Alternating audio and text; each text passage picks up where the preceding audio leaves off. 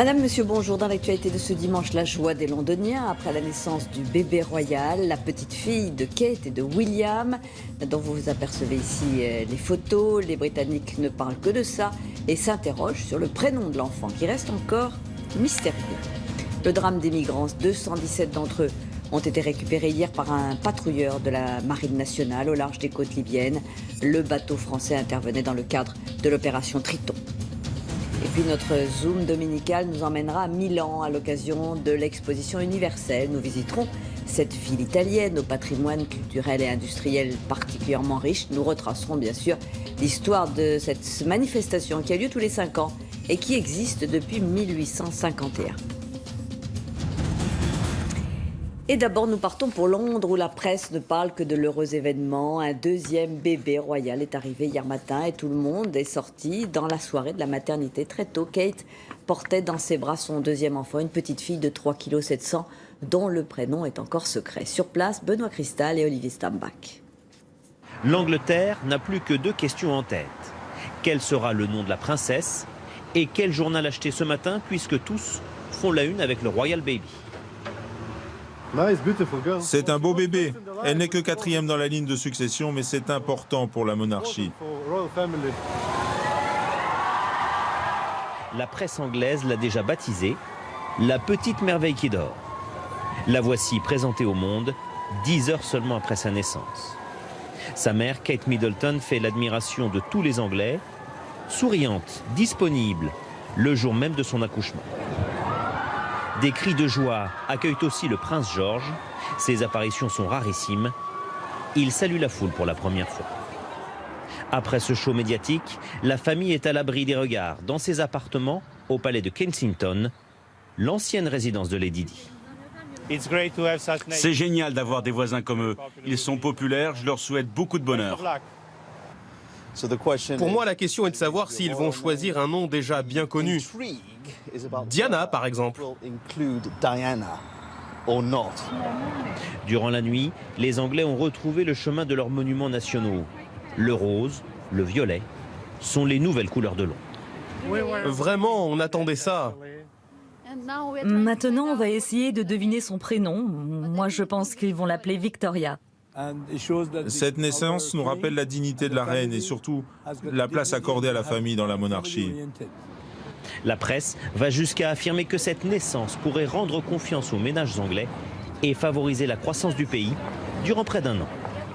Et nous retrouvons Benoît Cristal devant le palais de Buckingham. Benoît, d'abord il y a un peu de monde derrière vous. Les Britanniques sont maintenant impatients de connaître bien sûr le prénom de la petite fille. Oui, tout à fait, Claire. Et avec cette impatience, tous les regards se tournent vers Buckingham Palace, une fois de plus. En effet, selon l'étiquette, le prénom de l'enfant ne peut pas être révélé au grand public tant qu'elle n'a pas été présentée à la reine Elisabeth. On attend donc de savoir quand la reine se rendra au palais de Kensington pour rencontrer son arrière-petite-fille. En attendant, vous le savez sans doute, les spéculations sont alimentées par les parieurs, les bookmakers anglais. Et voici les prénoms qu'ils proposent. Le premier, selon eux, serait donc Charlotte, un hommage au prince Charles, son grand-père. Le deuxième serait Alice, puisque c'était le nom de la mère de la reine Elisabeth. Suivent ensuite Victoria, voire même Elisabeth. Le prénom Diana, lui, n'arrive qu'en 7e position, mais beaucoup pensent ici que le couple va choisir Diana comme 2e ou 3e prénom. Réponse dans quelques heures donc, voire au plus tard demain, nous dit-on ici. Merci beaucoup Benoît Cristal en direct de Londres. Avant de parler des opérations de la marine française en Méditerranée, voici les dernières déclarations du ministre de la Défense, Jean-Yves Le Drian. Il est revenu sur les soupçons de viol sur mineurs qui pèsent sur certains soldats français de l'opération Sangaris en Centrafrique. Et vous le voyez, il l'a déclaré ce matin au journal du dimanche. Si quelqu'un a sali le drapeau parce que c'est de cela qu'il s'agit, il faut qu'il le dise dès à présent, car cela revient à trahir ses camarades, l'image de la France et la mission des armées. Fin de citation. Et hier, c'est donc un navire de la Marine nationale qui est venu au secours des migrants qui faisaient naufrage au large des côtes libyennes. 217 personnes qui tentaient de rejoindre l'Europe ont pu être sauvées par le patrouilleur commandant Biro. Voyons dans quelles conditions avec Laurent Aubaine. Nous sommes en haute mer, au nord des côtes libyennes. 3 embarcations sont repérées. À bord, 217 personnes, rapidement mises en sécurité, et les bateaux coulés.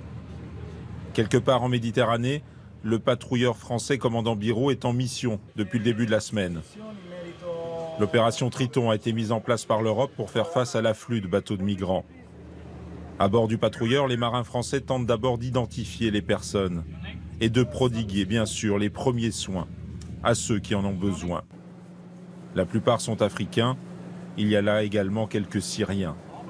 On apporte ici une réponse opérationnelle forte dans une crise humanitaire grave, une réponse rapide, une réponse efficace, avec des équipages de la marine formés et entraînés pour cela, et qui ont essentiellement à l'esprit la nécessité de les traiter avec beaucoup d'humanité et beaucoup de respect. Ceux-là n'ont sans doute passé que quelques heures en mer. Ils seront débarqués en Italie. Parmi eux, sans doute, 2 passeurs aussitôt arrêtés et remis aux autorités italiennes. Près de 2000 personnes ont ainsi été secourues ces dernières heures. Un chiffre important, mais pas exceptionnel, selon les autorités italiennes. Au Népal, le bilan du séisme dépasse désormais les 7000 morts. On n'a plus d'espoir de retrouver des survivants. Et une équipe de sauveteurs népalais a pu dégager une 50aine de corps, dont les corps de 6 randonneurs étrangers qui se trouvaient dans une zone touchée par des avalanches au pied de l'Everest. Des villages de montagne qui vivaient essentiellement du tourisme et qui se retrouvent désormais coupés du monde. Nos envoyés spéciaux Louis-Olivier Maud Gatineau et Vincent Apelladeda ont pu y accéder par avion. La piste de Lukla approche, très vite. Elle est souvent considérée comme l'une des plus dangereuses du monde. Sitôt les roues posées, l'avion freine brutalement. Nous voici aux portes de l'Himalaya. Et dès la sortie de l'aéroport, ce guide néerlandais nous met en garde.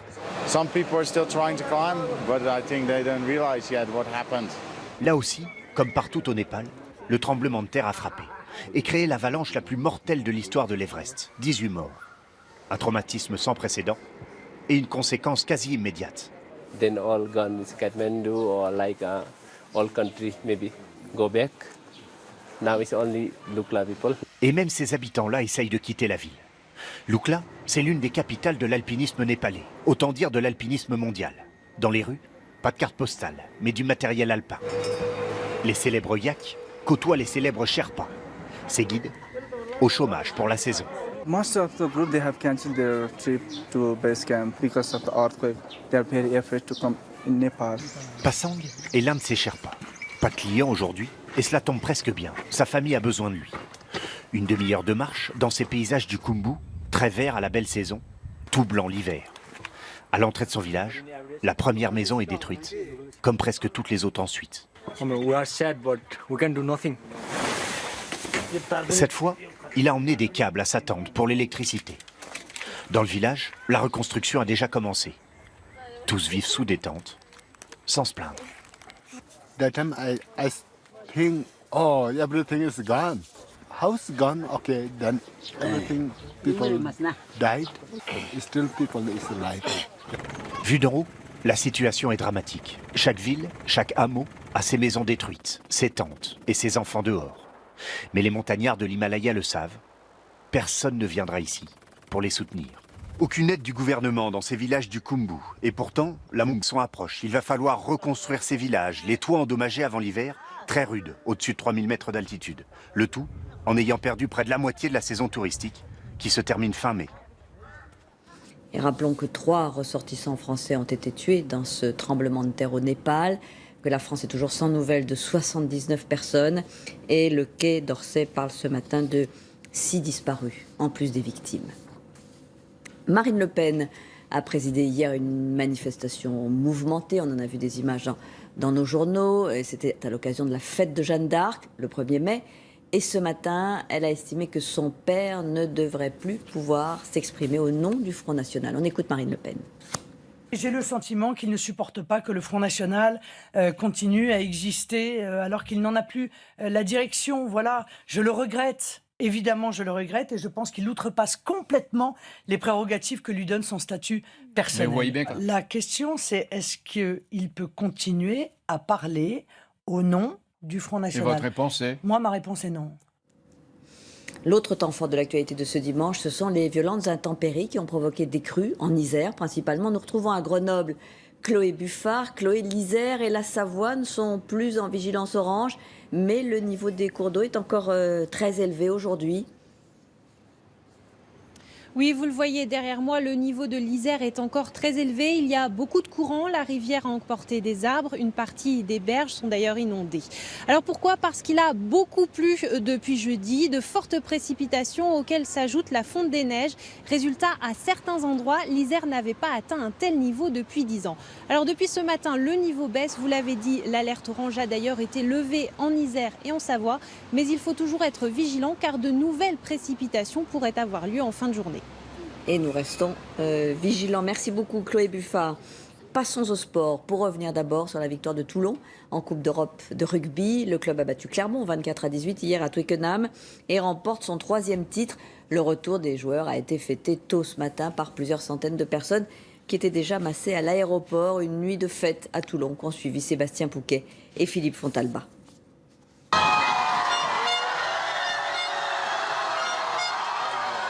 La 3e Coupe d'Europe vient d'atterrir en terre toulonnaise. «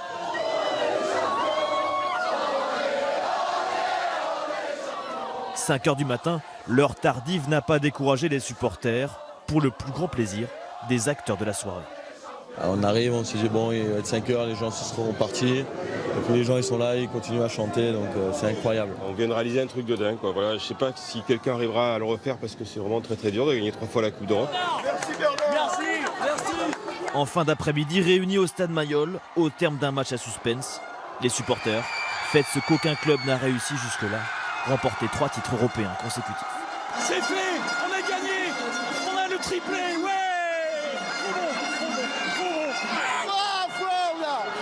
Les meilleurs, c'est nous. Les nerfs lâches. Sans maudit, ils gagneront jamais contre nous en Coupe d'Europe, jamais. On est les plus forts à Toulon, bravo Toulon. La pelouse est envahie. Et dans les rues, les Toulonnais prennent petit à petit conscience de la dimension de l'exploit de leur héros. Et 1, et 2, et 3, champions. Et moi, de mon vivant, depuis que je suis minot, je suis supporter, j'avais pas vu autant de liesses. C'est magnifique. Toulon affiche sa suprématie, tant sportive que festive, en attendant pourquoi pas un doublé top 14 Coupe d'Europe, comme l'an passé. Quant au combat de boxe du siècle, eh bien c'est l'Américain Floyd Mayweather qui l'a remporté. Il a battu le Philippin Manny Pacquiao. Il est donc resté invaincu. Le combat entre les 2 meilleurs boxeurs de leur génération s'est décidé au point. Après 12 reprises, Mayweather devrait empocher 120 millions de dollars. Parlons maintenant d'un sport bien particulier puisqu'il se pratique devant des consoles. Voici les derniers nés des jeux vidéo. Les professionnels venus du monde entier s'affrontent en ce moment au Zénith de Paris. Certains jouent sur Internet pour gagner 25 000 $. Fabrice Collaro et Sébastien Borgeau ont assisté à la compétition. Ils ont à peine plus de 20 ans, mais quand ils montent sur scène, ils sont accueillis comme des stars par le public. Car ces jeunes sont tous de grands champions de jeux vidéo. Ce week-end, ils participent à un tournoi contre des équipes venues du monde entier, avec à la clé une prime de 20 000 €. Une Coupe du Monde qui se déroule au Zénith et qui attire de très nombreux spectateurs. C'est le même phénomène que dans le sport. Il y a des joueurs qui sont tellement forts que lorsqu'ils jouent, il y a des gens qui veulent voir ça, qui veulent voir les exploits, qui veulent voir les actions incroyables, qui veulent voir des retournements de situation. C'est des plusieurs milliers de personnes qui viennent et surtout des millions qui nous regardent sur Internet en direct.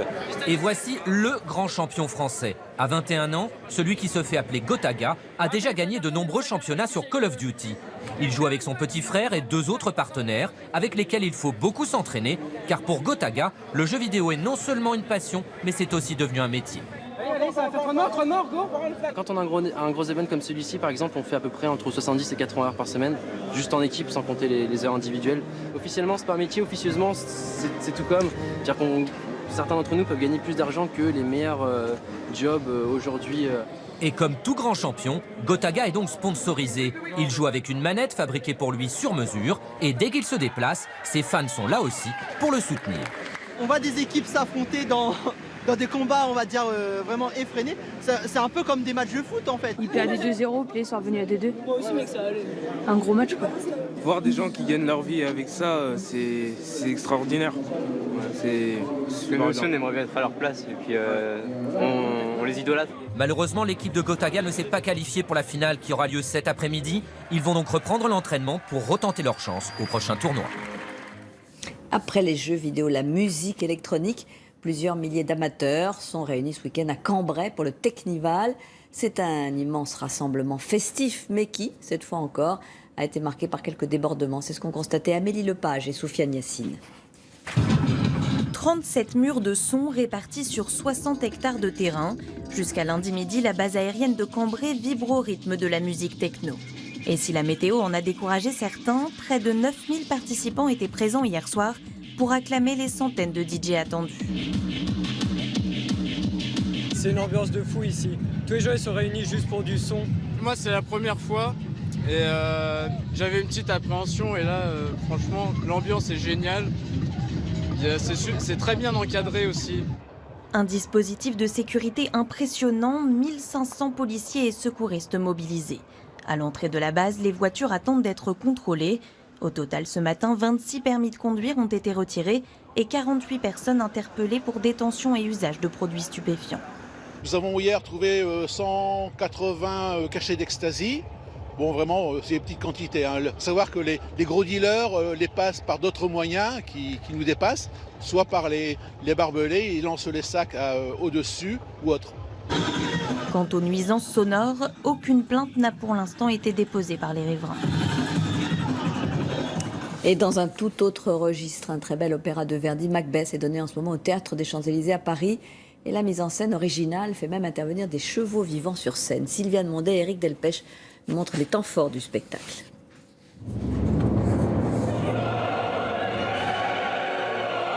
Beaucoup de sang et de lyrisme dans ce chef-d'œuvre de Verdi, où un couple sanguinaire fait assassiner tous ceux qui pourraient prendre leur place sur le trône.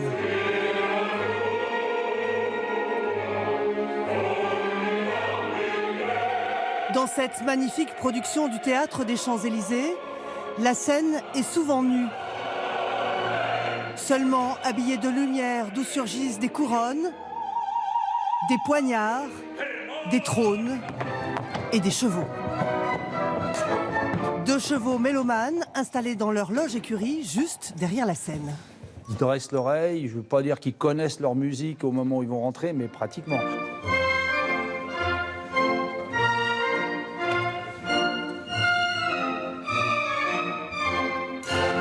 Un Macbeth qui donne toute sa dimension au génie de Shakespeare, tout à la fois puissant et délicat, grâce à 2 Italiens d'exception, le chef Daniele Gatti et le metteur en scène Mario Montone. Et puis justement, notre zoom dominical nous emmène dans le pays de la culture et de la musique avec la célèbre Scala. C'est à Milan, à l'occasion de l'exposition universelle. C'est une manifestation qui a lieu tous les 5 ans et qui a été créée en 1851. Cette année, 141 pays y participent. Nous parcourons les pavillons, naturellement. Nous visiterons aussi cette ville italienne, notamment sa cathédrale, dont la construction a duré plusieurs siècles. Alors, Milan a un patrimoine culturel et industriel tout à fait exceptionnel. C'est la capitale économique de l'Italie. Elle est à la fois tournée vers l'avenir et chargée d'histoire. C'est ce que nous rappellent Mathieu Poissonnet et Emmanuel Copeau. Il fallait à l'exposition universelle une ville où l'on invente, où l'on crée. Une ville d'effervescence artistique. Milan est de ces villes-là. En atteste sa cathédrale, la 3e plus grande au monde, sûrement la plus complexe. Sa construction a duré 500 ans et c'est un Français qui en commanda les derniers travaux. La façade, telle qu'on la voit aujourd'hui, a plus ou moins cet aspect depuis les années 1800. C'est grâce à Napoléon qui a été couronné roi d'Italie ici en 1805. Et donc il voulait que pour la cérémonie de couronnement, tout soit complètement parfait.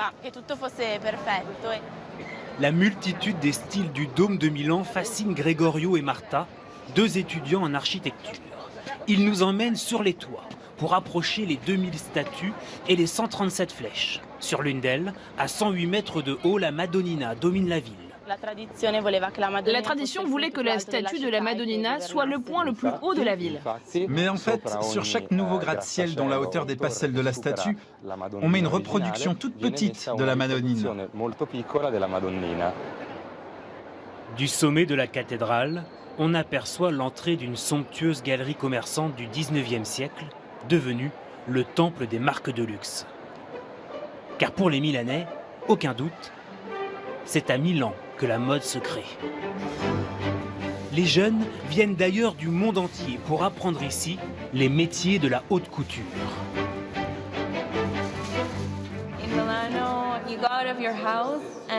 À Milan, tu sors de chez toi et tu croises des gens avec un style incroyable. Et puis des petites boutiques très sélectes. Et bien sûr, tu as les plus grands couturiers. Certains, comme Dolce avant qu'il s'associe à Gabbana ou Moschino, ont étudié ici, sur les bancs de l'Institut Marangoni, l'école de mode italienne vieille de 80 ans. Les étudiants apprennent ici surtout une méthode de travail. Une méthode qui va leur permettre petit à petit de créer une collection de mode adaptée aux demandes du marché européen.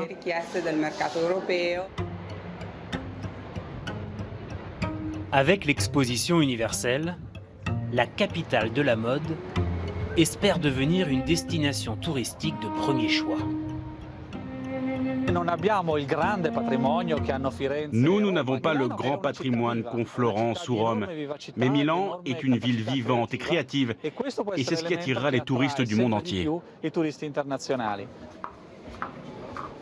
Le grand Léonard de Vinci a passé près de 20 ans à Milan.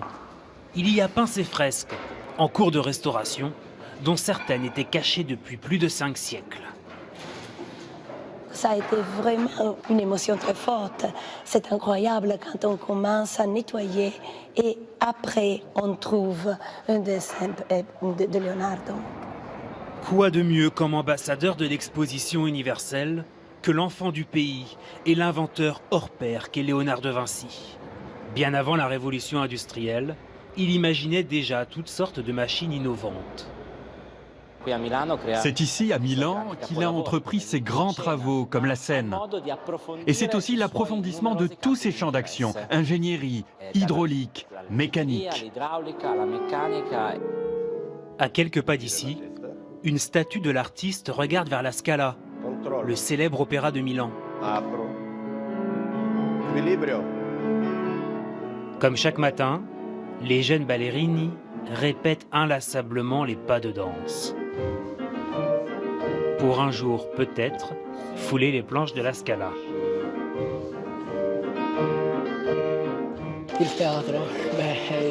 Ce théâtre, c'est le point d'orgue d'une carrière, le rêve de tout danseur.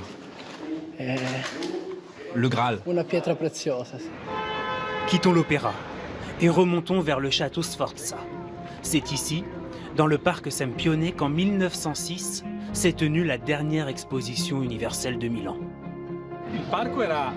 Le parc était entièrement recouvert de pavillons, et autour des pavillons, les Milanais avaient aussi reconstruit des architectures d'autres pays du monde entier. À l'époque, le thème retenu pour l'exposition était les transports, thème cher à l'industrie du nord de l'Italie. À Milan, Pirelli reste l'un des employeurs principaux de la ville, et c'est ici que 350 chercheurs travaillent dans le plus grand secret à la fabrication des pneumatiques de demain. Le pneumatique est en constante évolution, même si ça n'apparaît pas aux yeux des usagers.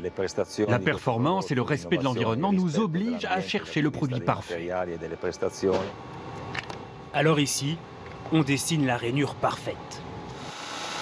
On teste la résistance du pneumatique à des vitesses de plus de 450 km/h. Et dans cette salle, complètement insonorisée, les chercheurs travaillent même sur le bruit. Ici, on étudie l'émission acoustique du pneu, le bruit que fait le pneu en rotation.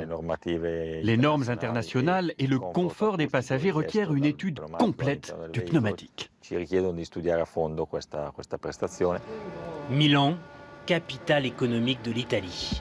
Pourtant, cette année, le thème choisi pour l'exposition universelle est tout autre, la nourriture.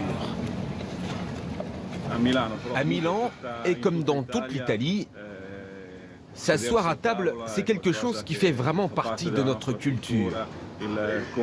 C'est un moment convivial en famille ou avec les amis. Et la spécialité locale, c'est bien sûr le risotto à la milanaise. Un riz italien jeté dans un fond d'huile et d'oignons que l'on fait cuire doucement tout en remuant. Un bon risotto à la milanaise, c'est avant tout un bon bouillon de bœuf et de veau savoureux. Et puis évidemment, un des meilleurs safrans. Les Milanais vont devoir prendre des forces. Le marathon de l'exposition a débuté. D'ici octobre, 20 millions de personnes sont attendues. Nul doute qu'elles apprécieront les trésors de la capitale lombarde autant que l'exposition universelle. Et naturellement, l'Italie attend d'importantes retombées économiques de cette exposition universelle. Les capitales qui l'ont organisée auparavant ont d'ailleurs toujours enregistré un surcroît d'activité et ont conservé de nombreux vestiges de la manifestation. On pense naturellement à la Tour Eiffel à Paris, on la verra dans un instant. Hélène Massieu et Frédéric Maillard nous retracent l'histoire de l'exposition universelle. Dans le domaine national de Saint-Cloud, près de Paris, elles sont comme abandonnées. Ces statues sont pourtant la seule trace de la première exposition organisée en France en 1855. Elles trônaient alors sur l'immense palais de l'industrie construit en bas des Champs-Élysées. Ce palais de verre a totalement disparu. Disparu également l'énorme bâtiment de l'exposition suivante, installé au cœur de la ville. De ces pavillons, il ne reste souvent que des photos ou des gravures, parfois même des films. En 1900, l'exposition du siècle attire 50 millions de visiteurs à Paris. La ville a déjà son symbole, la Tour Eiffel, héritage de l'exposition précédente. Mais surprise, sur ces archives, on aperçoit un éléphant.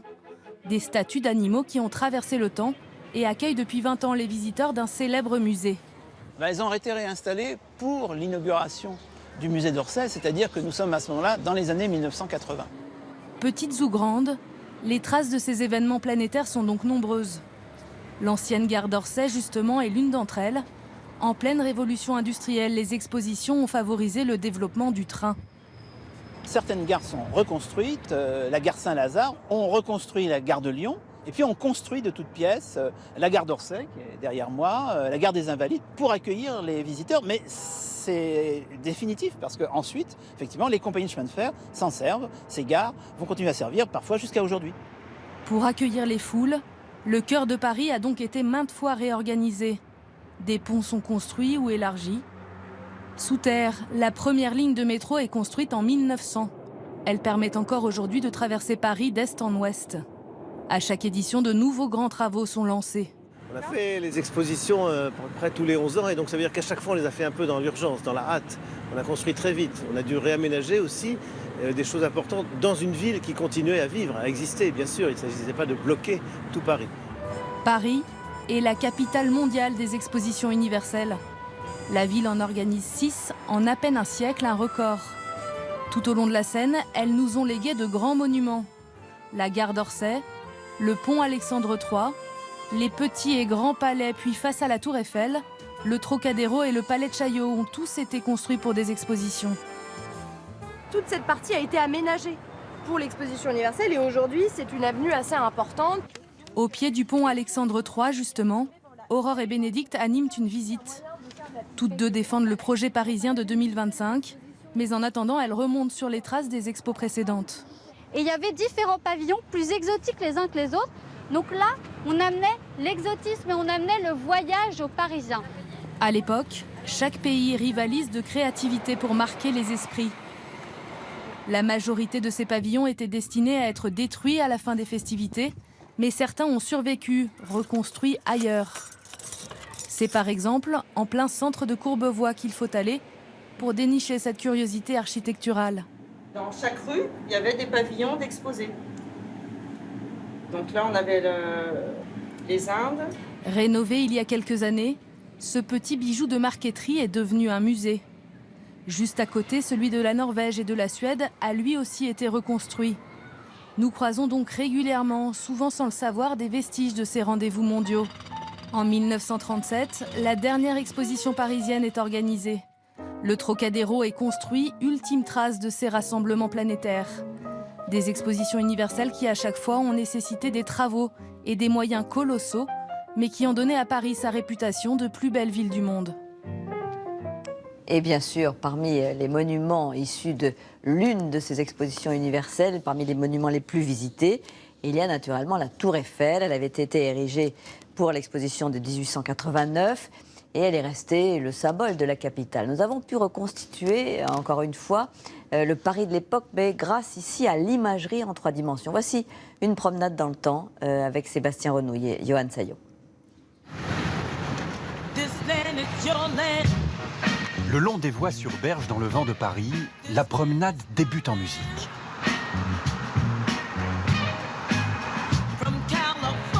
Sur le pont du Trocadéro, soudain, impossible d'échapper au brouillage des ondes.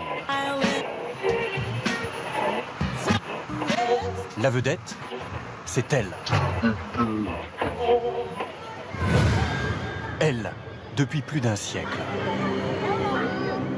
Elle, 324 mètres de poutres métalliques dressées en plein Paris. Elle, plus de 7 millions de visiteurs par an. Comment est-elle arrivée jusqu'ici? Pour le découvrir, il faut s'approcher du buste de Monsieur Eiffel, puis remonter le temps. Et nous voici catapultés en 1887. Gustave Eiffel vient de remporter un concours, la construction d'une tour de 300 mètres pour l'exposition universelle qui doit se tenir 2 ans plus tard. Ce projet fou ne plaît pas à tout le monde. Plusieurs choses choquent. D'abord la hauteur. La hauteur, parce que Paris est une ville qui est relativement basse, toujours encore aujourd'hui d'ailleurs. Ce qu'il y a d'intéressant, c'est que Eiffel répond sur finalement un belvédère. On va découvrir la ville d'en haut, à 300 mètres. C'est un outil pour voir la ville et pour la montrer au public. Et pour convaincre les plus sceptiques, Eiffel promet d'en faire un lieu d'expérimentation, comme par exemple une plateforme pour l'étude des phénomènes météorologiques. Donc il en fait un outil scientifique. Et c'est ça qui emporte l'adhésion du gouvernement de l'époque, malgré les critiques des esthètes qui trouvent que la silhouette de Paris est belle comme ça et qu'il ne faut surtout pas la transpercer de cette verticale. La méthode de construction est révolutionnaire. 250 ouvriers seulement, c'est peu pour un ouvrage de cette ampleur. Il ne peut y avoir aucune reprise sur le chantier. Donc tout est fabriqué en usine et en fait le chantier s'est déroulé en 20 quelques mois, donc très très rapidement. C'est un simple mécano.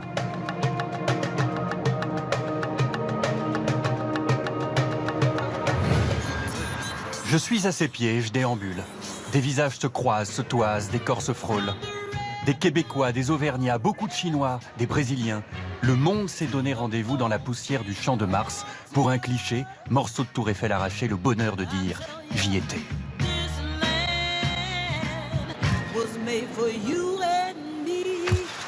Vite, fuir la foule, s'éloigner vers le calme des jardins du Trocadéro, à la fraîcheur des bassins, la contempler au loin et se laisser porter jusqu'en 1889.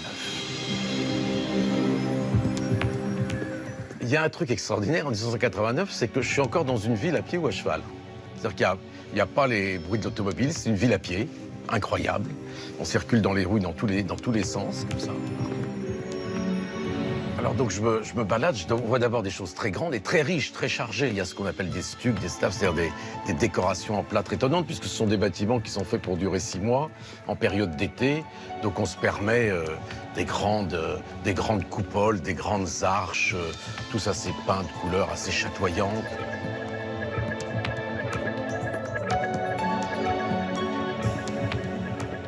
La Tour Eiffel, c'est 300 mètres. Un peu plus loin, devant l'école militaire, il y a cette immense galerie de 400 mètres de long. Je rentre dedans, il y a 110 mètres de large. Enfin, ça a été la plus grande verrière du monde. Donc une impression de gigantisme, de puissance, quoi, comme ça. Et quand je monte boire un pot à la Tour Eiffel, c'est une expérience... j'ai l'impression que l'humanité va faire un bonheur sans fin, quoi. C'est un truc extraordinaire. Hein. Je suis complètement dépaysé. Et j'ai l'impression que tous les futurs sont possibles. Car le futur est déjà là, répartis sur 50 hectares entre les Invalides et le Trocadéro. Toutes les dernières innovations sont à la portée du visiteur, comme la machine à vapeur, le tapis roulant ou l'aspirateur. Le Palais des Industries et son dôme gigantesque est le premier bâtiment au monde à utiliser l'électricité à grande échelle. C'est le clou de l'exposition. L'homme devient tout puissant mais prend du plaisir. Vous comprenez? C'est aussi une époque de plaisir. Et même les plus fervents opposants à la Tour Eiffel viennent y dîner parfois, comme l'écrivain Guy de Maupassant. Il avait cette réponse extraordinaire qui était de dire « c'est le seul endroit de Paris où je ne la vois pas ». Voilà. De là, peut-être lui arrive-t-il d'entendre la voix d'une soprano s'échappant du théâtre édifié juste au pied du Trocadéro, construction éphémère. Au même endroit, les rayons d'un soleil timide frappent la pierre art déco du palais de Chaillot. Vers la Seine, la ville semble concentrée aux abords de la Tour Eiffel. Et en posant mes yeux sur elle, je l'imagine en héroïne universelle d'une exposition nouvelle, virtuelle et connectée sans doute, en des lieux différents tout autour de Paris. Et c'est la fin de ce zoom sur l'exposition universelle, son histoire et son installation aujourd'hui à Milan. La semaine prochaine, nous serons dans le Pas-de-Calais, entre le Cap Blanc-Nez et le Cap Griné. 18h, vous n'oubliez pas 7 à 8, présenté par Harry Roselmack. Je vous retrouve à 20h pour le journal. Mais tout d'abord, vous avez rendez-vous avec votre magazine du dimanche. Grand reportage. À tout de suite.